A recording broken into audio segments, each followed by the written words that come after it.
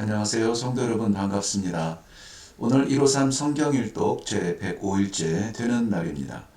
오늘은 에스겔서 6장에서 14장까지 읽게 됩니다. 에스겔서 6장 내용 살펴보면 성경을 살펴보기 전에 저 자신은 실수가 많은 사람입니다. 사람의 실수를 탓하는 일을 그래서 쉽게 하지 못합니다. 그런데 안타까운 것은 사람이 실수할 수 있지만 실수를 인정하고 후회하지 않는다는 것. 이것은 위기가 됩니다. 그렇게 되면 실수한 것, 바로 그것 때문에 무너지게 되기 때문이죠. 이스라엘 백성들 역시 연약함 때문에 실수하고 범죄할 수는 있습니다. 그러나 범죄한 후에 회개하지 않음이 하나님의 마음을 아프시게 하고 또 분노하게 하셨고 결국 심판을 결정하게 하십니다. 특별히 6절 말씀에 보면 그들이 음란한 마음으로 나를 떠나고 음란한 눈으로 우상을 섬겨 나를 근심하게 한 것, 이것을 생각하면 괘씸하고 하나님 마음이 얼마나 괴로울까요? 결국 하나님께서 이스라엘을 심판하시기로 하시면서 우상이 아니라 내가 여호와인 줄 알리라, 나다, 이것을 알게 하시는 기대를 가지고 계십니다. 에스겔 7장입니다. 7장은 경고로 가득 차 있습니다. 때가 이르렀고 끝이 왔도다, 그 날이 가까이 왔다 등등, 이런 경우에는 그때에 일어날 일들도 기록되어 있지만 그날은 반드시 있구나 하는 확실성에 대한 경고로 읽으시면 좋겠습니다. 그날에 대한 확신이 없는 사람이 의외로 참 많이 있습니다. 그날을 믿는 사람이라면 안락과 편리만을 택하기는 어려울 것입니다. 그날 하나님 앞에 설 우리의 과제들, 그런 결과물들에 대하여서 오늘 이루려고 애쓰지 않을까요? 은과 금에 치우쳤던 마음이 조금이라도 마지막 날에 우리의 영혼을 구할 수 있는 그 무엇을 위해 사용하는 지혜가 있기를 바랍니다. 에스겔서 8장입니다. 8장은 구체적으로 네 가지의 우상 숭배의 형태가 여호와의 거룩한 자리까지 차지하고 있음을 고발하고 있습니다. 14절과 16절 보면 거기에 여인들이 앉아 단무스를 위하여 애곡하더라. 낯을 동쪽으로 향하여 동쪽 태양에게 예배하더라. 모두 여호와의 성전에서 일어나는 일입니다. 어이가 없습니다. 믿는 자들의 우상 숭배는 하나님을 더욱 분노하게 하시겠죠. 나가서 하는 거야. 그것도 마음 아픈 일이지만 기도하는 내 집에서 그들의 마음이 이런 것 우상을 향하고 있다면 하나님은 얼마나 안타까우실까요? 성경에 나오는 장로들을 보세요. 비밀스러운 작은 벽에 각종 곤충과 가증한 짐승을 그려놓고 그 앞에서 경배합니다.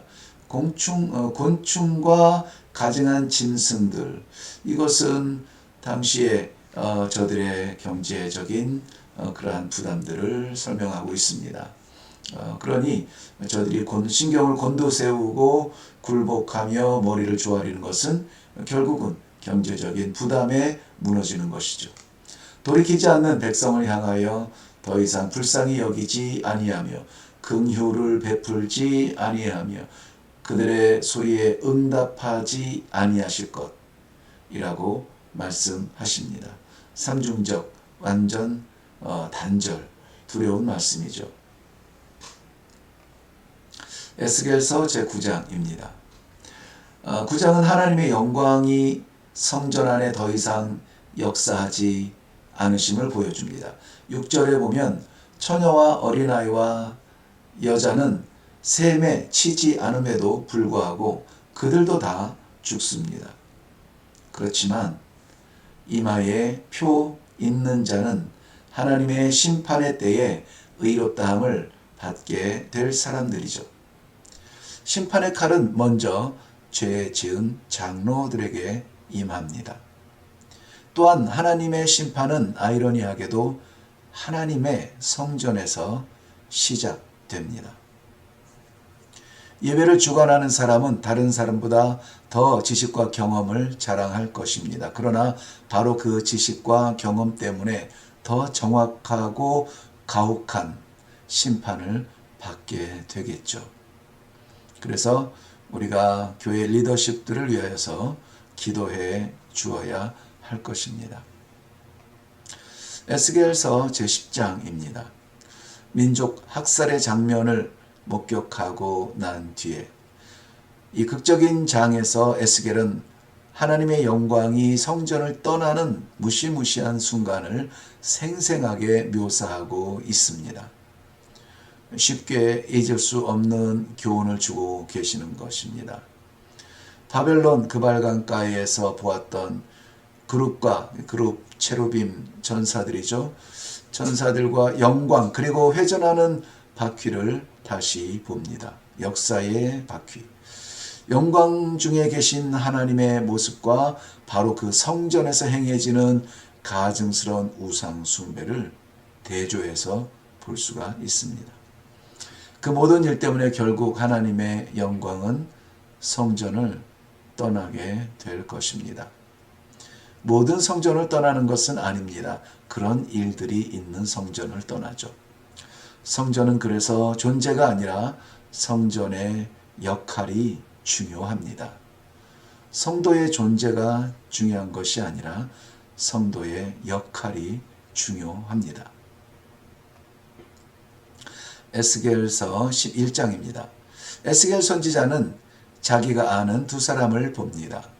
이 사람들은 바벨론에 저항하는 것은 하나님의 뜻이 아니라 오히려 포로의 자리로 내려갈지라도 하나님의 뜻을 이루는 것이 옳다는 선지자들을 괴롭히죠.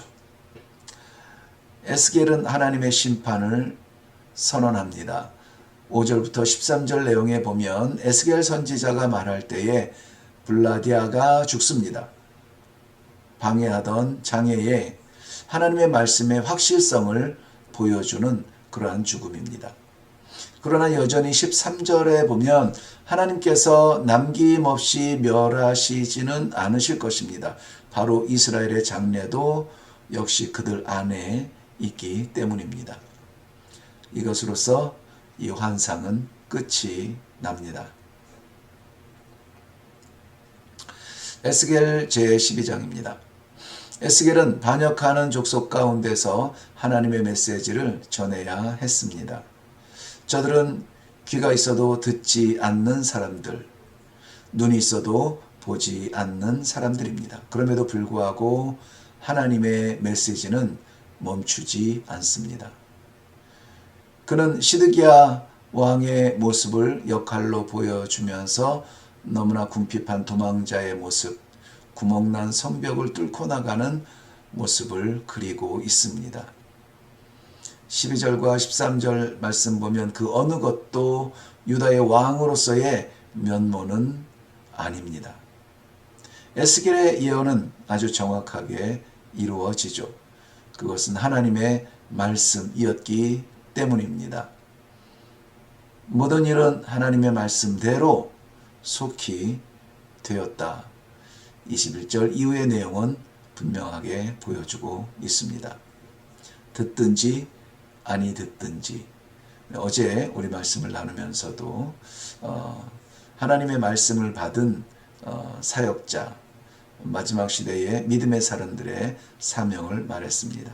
우리는 그저 듣든지 듣지 아니하든지 전할 것 뿐입니다. 네, 에스겔서 13장입니다. 주의 일을 감당하는 선지자들의 어려움은 환경적인 것이 아닙니다. 예레미야 선지자나 에스겔 선지자는 바로 거짓 선지자들에 의해서 끊임없이 피해를 입습니다. 그들은 사람들이 듣기 좋아하는 말만 합니다. 거짓 희망과 메시지를 남발합니다. 외형적으로 회칠한 무덤같이 평온한 것 같은 공동체의 모습이었지만 실제적으로는 무너지는 나라를 막을 수가 없는 존재입니다. 17절 이후에 보면 그들 중에는 마술을 행하여 거짓에 익숙한 백성들의 영혼을 노략질하는 부녀들도 있었습니다. 사람들이 듣기에 꿈 같은 아름다운 말이지만 왜 그들의 말대로 되지 않을까요? 하나님께서 이루어지리라고 하신 다른 말씀 때문입니다. 이런 말씀들을 계속 우리가 이런 과정들을 통해서 들음에도 불구하고 우리가 바뀌지 않는 이 단단함은 무엇일까요? 여전히 우리는 우리가 듣기 좋아하는 것을 듣고 싶어 합니다. 우리 귀에 거스르는 것을 듣고 싶어 하지 않습니다.